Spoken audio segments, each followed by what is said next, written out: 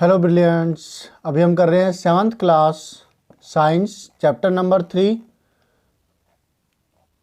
पहले 2 पेज इससे जो पहले वाला जो वीडियो था उसमें हम कर चुके हैं और अब आ रहा है ये फ्रॉम फाइबर्स टू वूल कि जो फ्लीस है वहाँ से आपको ये फाइबर मिल गया। अब यहाँ से वूल कैसे गेट की जाएगी, कैसे की जाती है, वो प्रोसेसिंग हम इसके अंदर अच्छे से समझेंगे step by step. For obtaining wool sheep are reared. Their hair is cut and processed into wool. Let us learn about this process.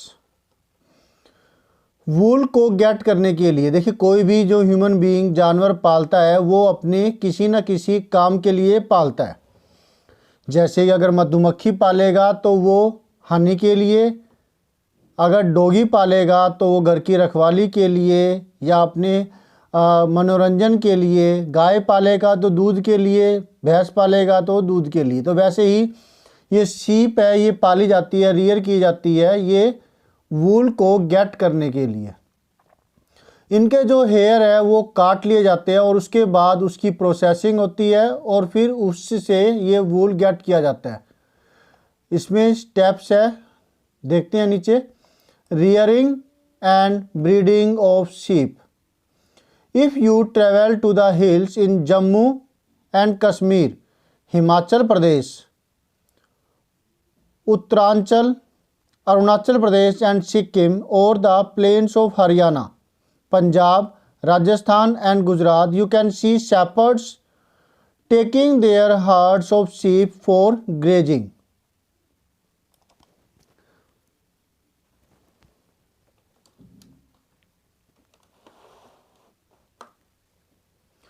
अगर आप जम्मू और कश्मीर के हिली एरियाज में जाएं या फिर हिमाचल प्रदेश के अंदर, उत्तरांचल में, अरुणाचल प्रदेश में, सिक्किम में, या फिर हरियाणा के प्लेन, पंजाब के प्लेन, राजस्थान में, गुजरात में जाएं तो आप देख सकते हैं कि जो शेपर्ड्स है जो कि शीप की रियरिंग करते हैं, उनको पालते हैं, है ना, जिनको चरवाहा कहा जाता है, जो चराते हैं जानवरों को, ये अपने झुंड को, शीप के झुंड को चराने के लिए लेके जाते हैं।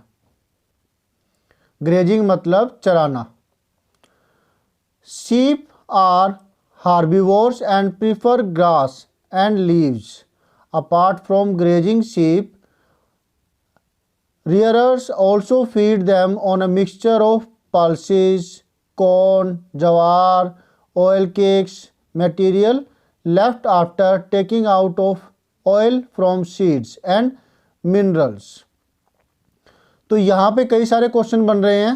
शीप जो है वो हार्बीवोर्स होते हैं। हार्बीवोर यानी कि जो प्लांट प्रोडक्ट पर डिपेंड करते हैं, फ्लैश नहीं खाते।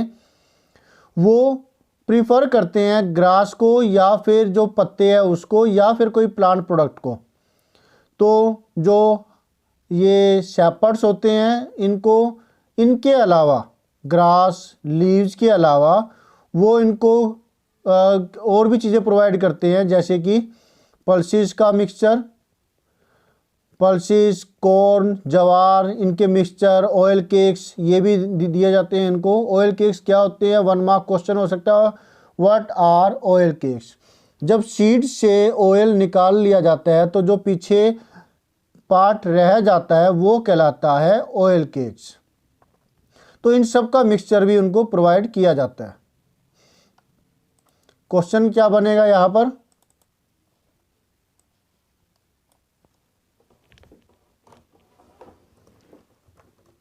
Apart from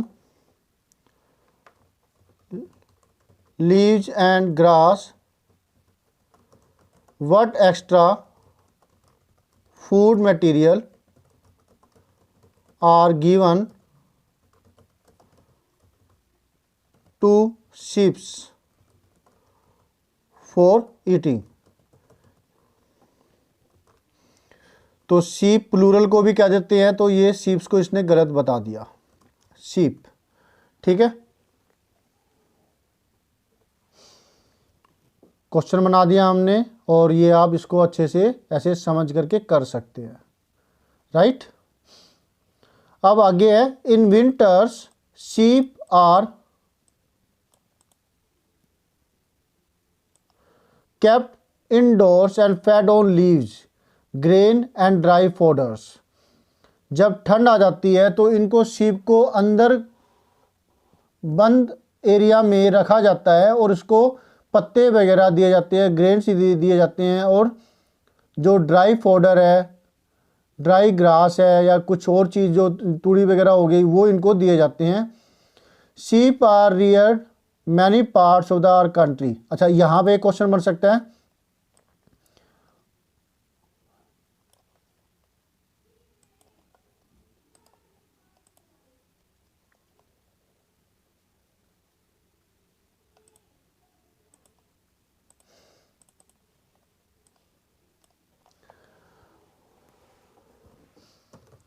how are sheep reared in winter. Winter में इनको कैसे पाला जाता है, कैसे रखा जाता है, वो चीज़ें क्या खिलाया जाता है, तो ये चीज़ें आ गई, ठीक है। इनको इंडोर्स पाला जाता है, इंडोर्स रखा जाता है, और इनको लीव्स, ग्रेन और ड्राई फोडर दिया जाता है, ठीक है। Sheep are reared in many parts of our country for wool.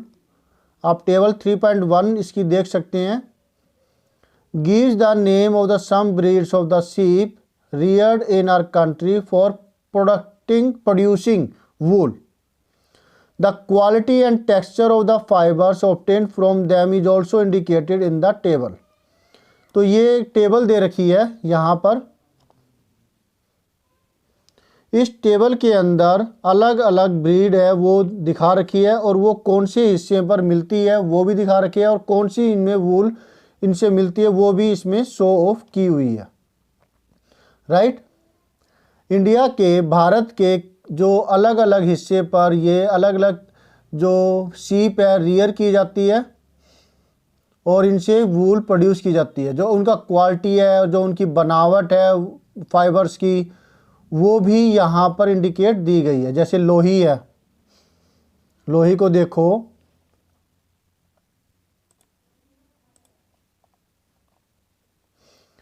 Lohi good quality वूल देती है, और ये मिलती है राजस्थान में और पंजाब में। रामपुर, बुशेर, ये 1 मार्क क्वेश्चन में आ जाते हैं, इसलिए इसको तो अच्छे से कीजिएगा, राइट।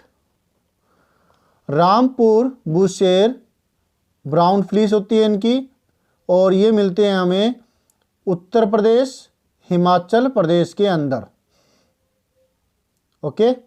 हरियाणा जो है, हरियाणा के साथ लगा हुआ है,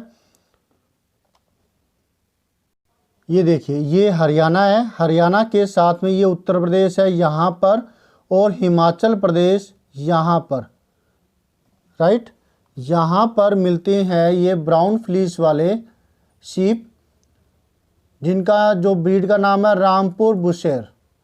फिर है नाली, ये मिलती है, इसकी जो वूल होती है वो कारपेट वूल होती है, और ये मिलते हैं हमें राजस्थान, हरियाणा एंड पंजाब के अंदर।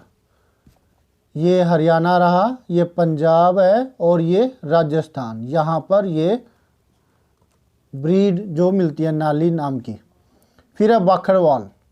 बखरवाल जो है, इनकी जो फ्लीस होती है, वूल जो इनसे मिलती है वो है वूलन शॉल के लिए, बढ़िया क्वालिटी की वूल इनसे हमें गेट होती है। ये ब्रीड मिलती है जम्मू एंड कश्मीर के अंदर, जो हमारा नॉर्थ पार्ट है यहाँ पर, ठीक है ना। फिर है मारवाड़ी।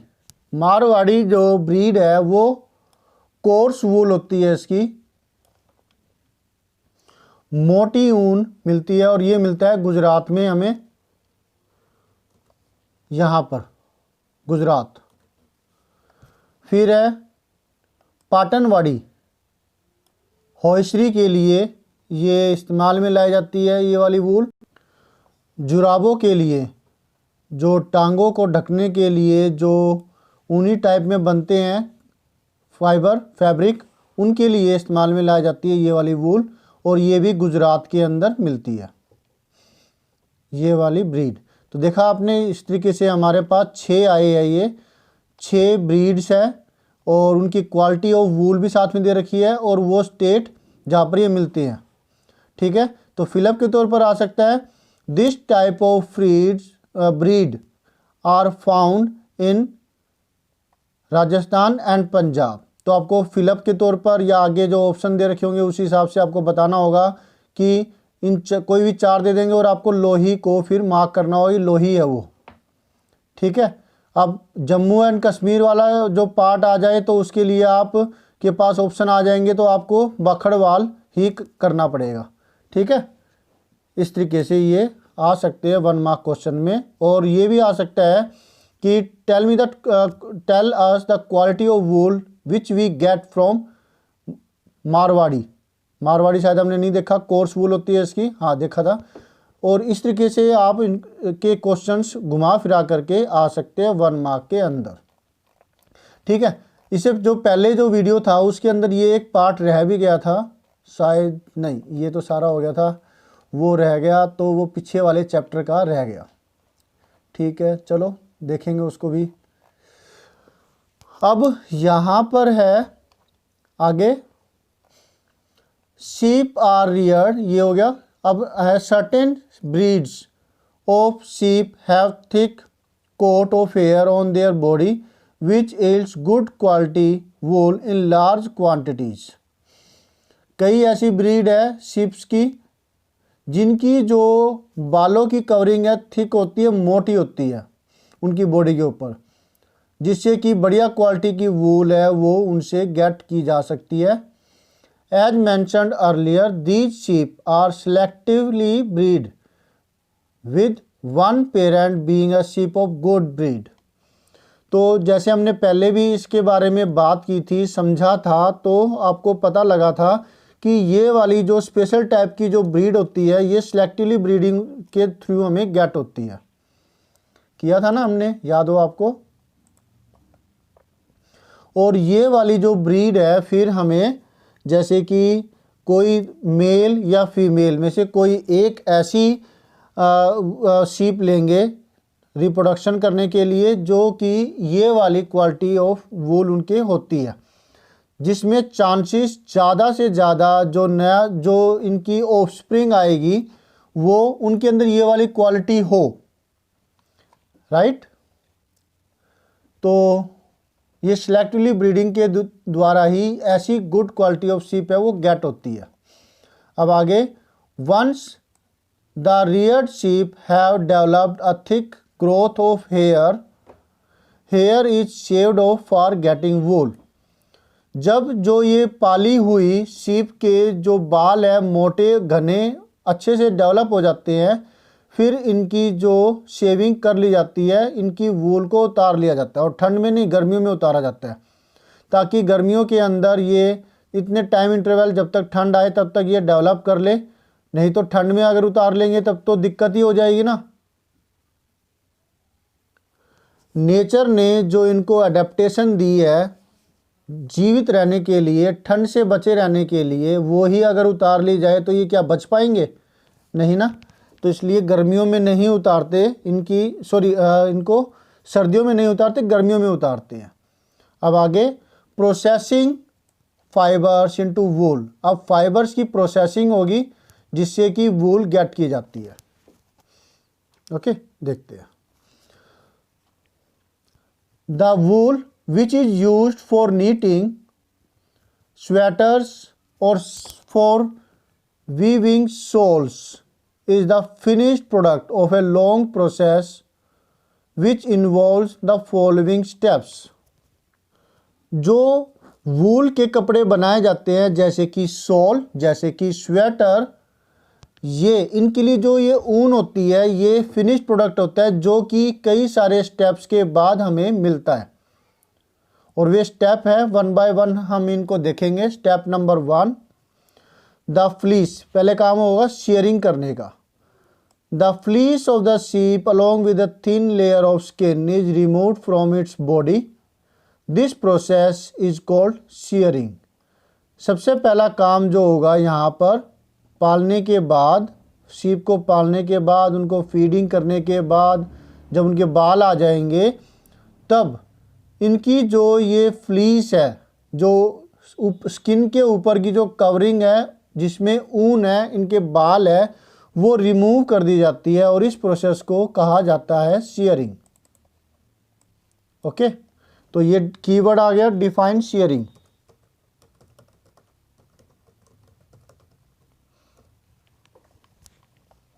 डन। अब आगे, machine similar to those used by barbers are used to shave off hair. Usually hair are removed during the hot weather. This enables sheep to survive without their protecting coat of hair। अब जो machine है कौन सी इस्तेमाल में लाई जाती है, विच machine is used, ये question बन गया एक।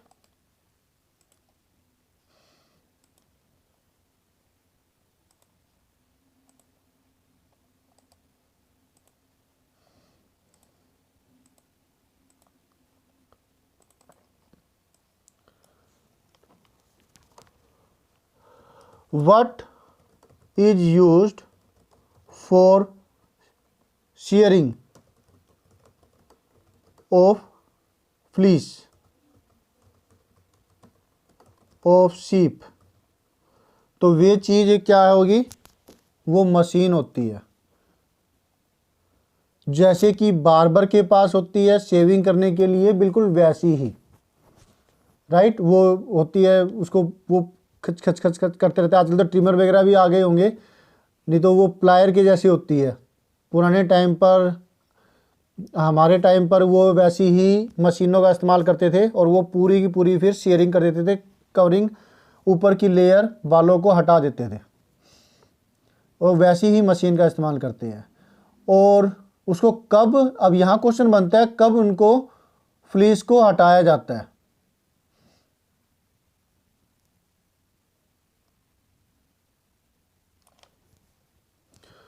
तो यहां पर क्वेश्चन क्या बन सकता है, when is fleece removed from the sheep,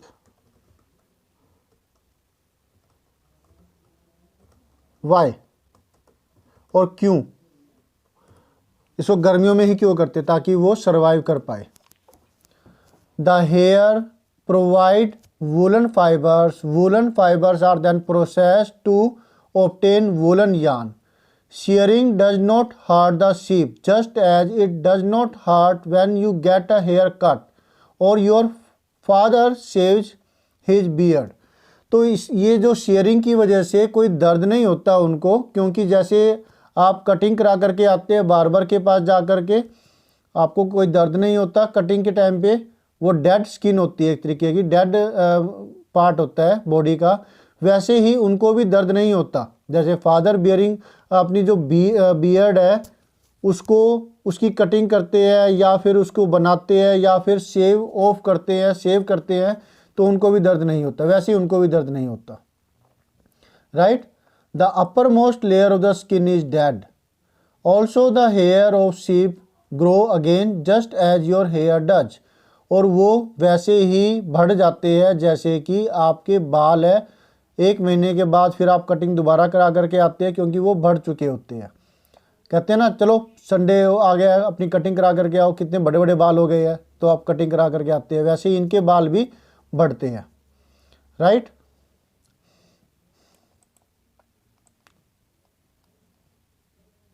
तो यहाँ क्वेश्चन हम बना सकते हैं कि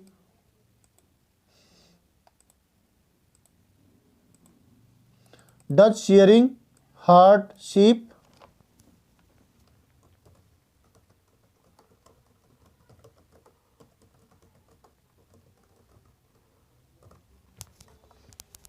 नो।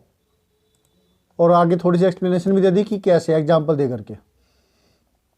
ये पार्ट हमने देख ही लिया, अब सेकंड पार्ट आ रहा है, उसको देखते हैं। Step 2, the sheared skin with hair is thoroughly washed in tanks to remove grease, dust and dirt. This is called scoring. Nowadays scoring is done by machine. तो जब शेयरिंग हो गई उसके बाद नेक्स्ट पार्ट है जिसको कहते हैं स्कोरिंग। तो ये डेफिनेशन भी हो जाती है। क्वेश्चन बनेगा इसके लिए, डिफाइन स्कोरिंग।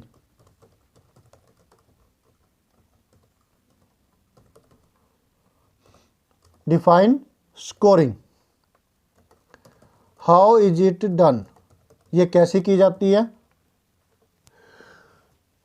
जो शेयर्ड स्किन है उसको फिर अच्छे से एक टैंक के अंदर धोया जाता है ताकि उसके अंदर की ग्रीस, उसकी जो मिट्टी, डर्ट, मिट्टी ही होगी, डस्ट पार्टिकल्स हो गई, मिट्टी हो गई, वो सब कुछ अच्छे से वहाँ से हट जाए। क्योंकि सीप वगैरह, जो सीप है वो ओपन में रहती है और घूमती फिरती है, पहाड़ी इलाकों में जाती है, मैदानी इलाकों में जाती है, जहाँ पर कि वो खाती है, चरती है, तो ओबियसली मिट्टी वगैरह उसकी बॉडी पर रहेगी। और पसीना वगैरह भी अगर आता होगा उसकी बॉडी के अंदर से, थोड़ी बहुत स्वेट वगैरह अगर आता भी होगा, अब मेरे को यही लगता है कि आता तो होगा ना, तो वो भी उसमें से ग्रीस है वो हट जाती है। या फिर किसी गंदी जगह पर चली जाए, है ना, गिर जाए या पानी में चली जाए तो भी उसके ऊपर गंदगी वगैरह जमा हो जाती है। तो उसको साफ़ करने के लिए ये स्कोरिंग की जाती है। और ये प्रोसेस जो है रिमूवल ग्रीस, डस्ट और डर्ट को निकालने का शेयर्ड स्किन के अंदर से जो ये प्रोसेस ऐसे कहते हैं स्कोरिंग। आजकल ये भी मशीनों के द्वारा होता है। Step 3, after scoring sorting is done. The hairy skin is sent to factory where hair of different textures are separated or sorted. तो ये क्या हो जाता है, process of sorting, process of ये क्या कहलाएगा, separation, process of separation of different textures here is called sorting, right. तो sorting की डेफिनेशन हो गई ये।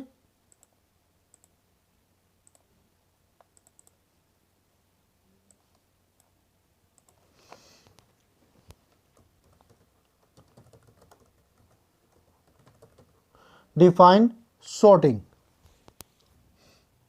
तो जो स्किन है, स्किन के अंदर अलग अलग टेक्सचर के बाल होंगे, वो बाल अलग अलग उनको कर दिया जाता है ताकि बढ़िया क्वालिटी के अलग कर देंगे, थोड़ी सी घटिया क्वालिटी जो होगी उसको अलग कर लेंगे, तो उनको सेपरेट किया जाता है। इस प्रोसेस को sorting कहा जाता है, राइट। Okay, very good. ये देखो ये शेयरिंग कर रहा है दुष्ट, ऐसे लगता है जैसे इसको मार रहा हो। और नीचे जो बी पार्ट है यहाँ पर इसको धोया जा रहा है मशीनों, टैंक के अंदर। और आजकल मशीनों में किया जाता है ये वाला प्रोसेस ताकि मिट्टी वगैरह अलग हो जाए। और फिर जो नेक्स्ट स्टेप आ रहा है ये स्कोरिंग है, जिसके अंदर इसको स्कोरिंग में क्या था, ये स्कोरिंग ही तो थी। स्कोरिंग तो ये है, ये भी स्कोरिंग दे रखी है, ये मशीनों के द्वारा हो रहा है। ओके, समझे आप।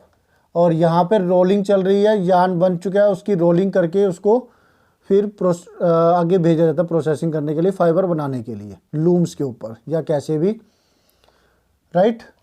अब आगे का पार्ट है वो देखते हैं। Step 4, the small fluffy fibres called burrs are picked out from their hair. these are the same burrs which sometimes appear on your sweater। तो जैसे आप वो कहते ना ऊनी कपड़े हो, मम्मी डांटती है, ये पहने सो गया, चल जल्दी से खड़ा हो जा, ये सारे बुर हो जाएंगे इसके। तो वो बुर से हो जाते हैं, गाठे सी हो जाती है स्वेटर के ऊपर, उसके फाइबर पर, है ना। हो, आपने महसूस किया होगा ऐसा कुछ। ओके, तो ये वाले जो बुर्स है इनको हटा दिया जाता है ताकि इसको आगे नेक्स्ट प्रोसेसिंग में भेजी जा सके। तो इस प्रोसेस नेक्स्ट जो नंबर 4 है इसके अंदर बुर्स को अलग कर दिया जाता है और फिर इसको दोबारा से स्कोरिंग होती है इसकी और फिर इसे सुखा लिया जाता है और अब फाइबर तैयार है आगे भेजने के लिए, उसका फाइबर निकालने के लिए।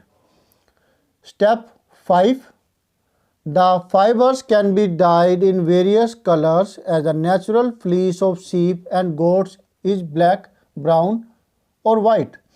अब जो हमें ऊन मिल चुकी है, अब इसको अलग अलग कलर दिया जा सकता है ताकि अलग अलग कलर की स्वेटर्स या उसका मटेरियल बनाया जा सके।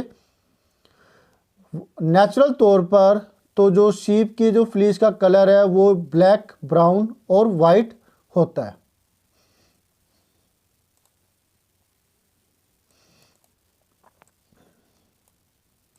तो यहाँ हम अपनी तरफ से क्वेश्चन बना सकते हैं, can the wool be coloured in different colours. ये कलर को गलत बताता है क्योंकि ये अलग ही डेफिनेशन है, यू नहीं लगता शायद उसके अंदर। वैसे ये भी ठीक है, जो गलती एरो साइन दिखा रही है लाल लाल रंग की। Okay, what is the natural colour of wool. ठीक है, तो नेचुरल कलर होता है ब्लैक, ब्राउन या वाइट। और जब प्रोसेसिंग हो चुकी होती है 4 स्टेप्स तक, तो उस वूल को अब कलर किया जा सकता है ताकि वो सुंदर नज़र आए और मार्केट में इसके अच्छे प्राइस मिले। 6th स्टेप है, fibres are straightened, combed and rolled into yarn. The longer fibers are made into wool for sweaters and the shorter fibers are spun and woven into woolen cloth. तो जो अब यहाँ से fibre की sorting हो चुकी थी, फाइबर्स को सीधा किया जाता है और उसकी कोम्बिंग की जाती है। कोम्बिंग मतलब कंघी की जाती है, जैसे कि ताकि वो स्ट्रेट हो जाए बिल्कुल। जैसे बालों को कंघी करते तो वो स्ट्रेट हो जाते हैं ना बिल्कुल बिना उलझे हुए, वैसे ही कोम्बिंग की जाती है और फिर इनको रोलिंग कर दी जाती है जो ये यान के अंदर धागा बनाने के लिए। जो लंबे वाले जो इसके अंदर फाइबर होते हैं उनका इस्तेमाल किया जाता है स्वेटर बनाने के लिए, और जो छोटे फाइबर होते हैं उनका इस्तेमाल होता है उसको बुनने के लिए, इसके वूलन के क्लॉथ बनाने के लिए। ओके, अभी तो और भी है, देखते हैं क्या है इसके अंदर। ऑक्यूपेशनल हैजार्ड, ये इंपॉर्टेंट क्वेश्चन आता है इसके अंदर। Wool industry is an important means of livelihood for many people in our country, but sorters' job is risky as sometimes they get infected by bacterium anthrax, which causes a fatal blood disease called sorters' disease. Such risks faced by workers in any industry are called occupational hazards. तो वूल industry के अंदर भी क्या होता है, जैसे सारे के सारे ऑक्यूपेशन बहुत सारे लोगों को आजीविका दिलाते हैं, उनको पैसे दिलाती है ताकि वो अपने घर चला सके, लाइवलीहुड होता है उनका। कंट्री के अंदर एक बहुत ज़्यादा लोगों का ये लाइवलीहुड है, आजीविका कमाने का साधन है। लेकिन सॉर्टर की जॉब रिस्की होती है कई बार, क्योंकि वो एक तरीके के जो बैक्टीरिया है उसके द्वारा इन्फेक्टेड हो जाते हैं और वो बैक्टीरिया का नाम है एंथ्रेक्स। इसकी वजह से खतरनाक ब्लड की डिजीज हो जाती है जिसे सॉर्टर्स डिजीज कहते हैं।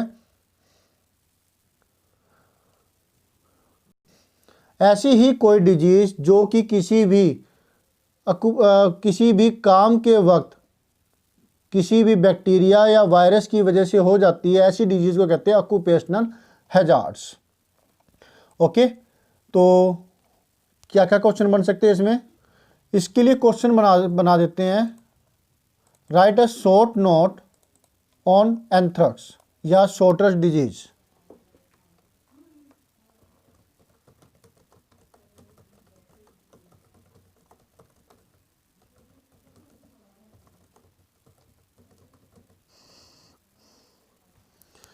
ओके। और इसके बाद नीचे एक पार्ट है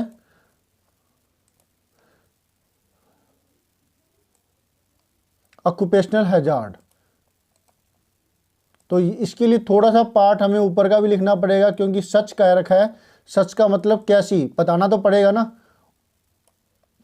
ऊपर वाला पार्ट भी इसके अंदर ऐड हो जाएगा, ये वाला part. Define occupational hazard.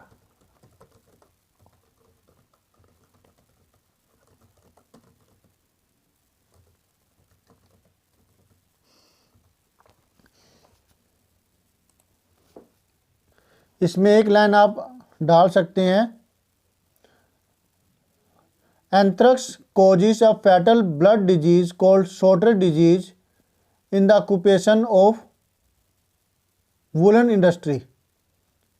Okay. और फिर लिख देंगे such risk faced by workers in any industry are called occupational hazards, कि ऐसी कोई रिस्क जो वर्कर्स जिसका सामना करते हैं इंडस्ट्री के अंदर, ऐसी ही डिजीज़ को कहते हैं ऑक्यूपेशनल हैजार्ड। राइट। अब भुजो कुछ पूछना चाह रहा है। Boojho is wondering why it hurts when someone pulls his hair but not when he goes for a haircut. तो ऐसा तो बिल्कुल क्लियर है, आप बता सकते हो इसका क्या आंसर होगा। क्योंकि वो जो रूट है वो स्किन के साथ जुड़ी हुई होती है, और स्किन जो है वो तो लिविंग है ना, उसकी वजह से तो दर्द होगा अगर उसको नुकसान पहुंचेगा तो, है ना।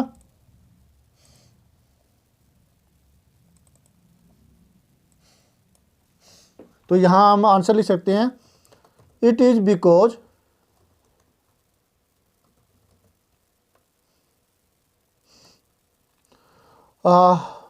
when because hairs are joined to the skin which is living, and we get hurt when someone pull it. But during a haircut, barber cut it from non-living part.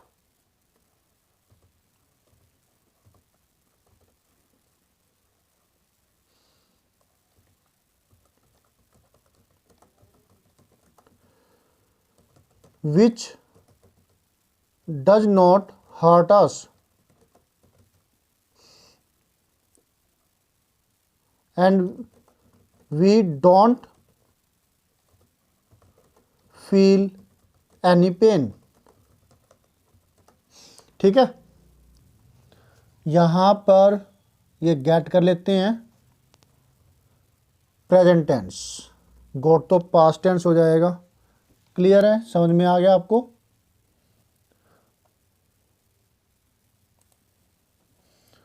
अब नेक्स्ट क्वेश्चन है भुजो का। Boojho is wondering why a cotton garment cannot keep us as warm in winter as a woollen sweater does. तो इसका answer क्या होगा कि जो भुजो है, भुजो क्या जानना चाहता है, एक बार दोबारा देखिए आप इसको। भुजो जानना चाहता है कि जो कॉटन क्लोथ्स है वो क्यों नहीं हमें गर्म रखते, जबकि वुलन स्वेटर है ऐसा कर पाती है, वुलन क्लोथ्स ऐसा कर पाते हैं।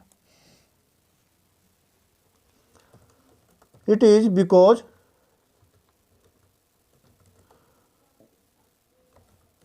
Cotton clothes are thin and they don't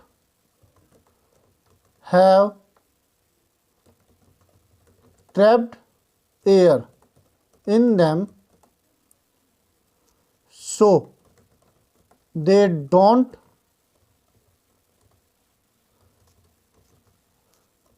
can't make us warm during winter, but woolen clothes can do this as they have trapped air in them, which is an insulator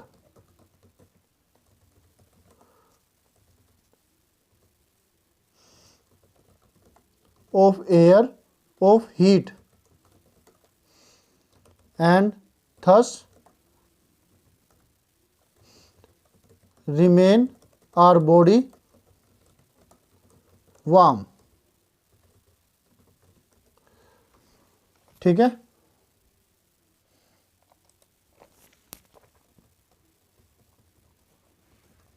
दिखाई नहीं दे रहा, ये दुष्ट है।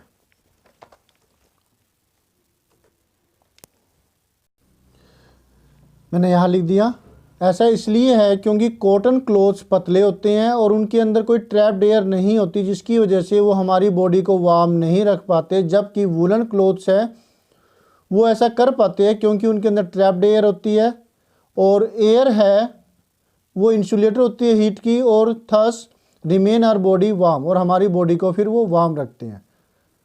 सो we wear woollen clothes in winter. Okay, clear हुआ? Activity 3.4, debate amongst your classmates whether it is fair on the part of the humans to rear sheep and then crop off their hair for getting wool। तो ये ठीक है क्योंकि फिर वो जो hairs है वो उनके ख़राब ही चले जाएंगे, हम तो उसका इस्तेमाल कर रहे हैं, मार थोड़ा ना रहे हैं। हाँ, गलत करते हैं एक तरीके से, जब हम इन सिल्क मोथ को मारते हैं, बहुत ज़्यादा सैकड़ों हज़ारों लाखों की मात्रा में सिल्क मोथ को मार दिया जाता है और इनकी बॉडी को निकाल दिया जाता है, और इनके जो ये स्किन होती है इसका इस्तेमाल, जो ये कुकून जो अपनी चारों तरफ ये कवरिंग बनाता है, ये इस्तेमाल कर लिया जाता है ना।